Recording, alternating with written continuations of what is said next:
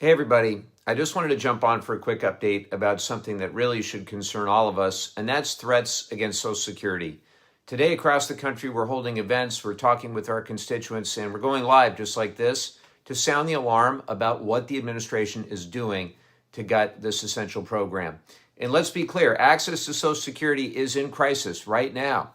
You know, DOGE, which I've been calling the destruction of government by Elon, is slashing the Social Security Administration at a time when people really need it the most. And the promise that we all know is as follows. If you work hard, pay into the system your whole life, then in return, you get to retire with dignity. That's the deal. Always has been. And if I have anything to do with it, it always will be. But now there are some who are trying to break that promise and break the system from within. Elon Musk, as you know, effectively running major parts of our government, has called Social Security a Ponzi scheme. And the Commerce Secretary, Howard Lutnick, said his own mother-in-law wouldn't mind losing her Social Security benefits. That's the mindset we're up against. They think seniors won't care. They think nobody's paying attention. They're dead wrong. Meanwhile, they're laying off over 7,000 employees from the Social Security Administration, an agency that's already stretched way too thin. That means millions of people could lose access to the help they need, whether it's on the phone or online or in person. And not only are they slashing the staff, they're also planning to close more field offices. So what happens to seniors in rural communities or people without reliable internet or people with disabilities who can't just show up to an office miles away? Well, look, what happens is this. We're already seeing phone lines that are jammed. The website keeps crashing. Field offices are busier than ever.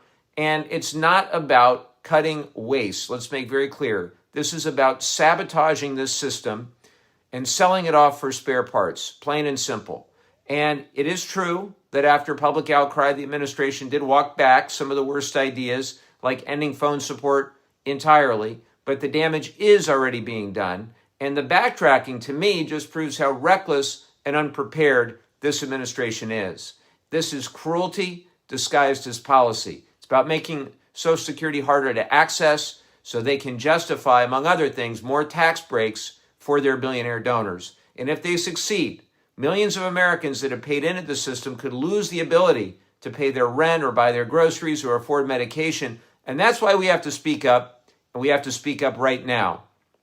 I'm going to use every tool I have in Congress to fight back, but I can't do it alone. So if you are frustrated as I am, if you're scared about what this means for you or your parents or your neighbors or your own retirement, now's the time to speak out. So thanks for listening, and thanks for joining me to stand up for what's right and to protect and strengthen Social Security for generations to come.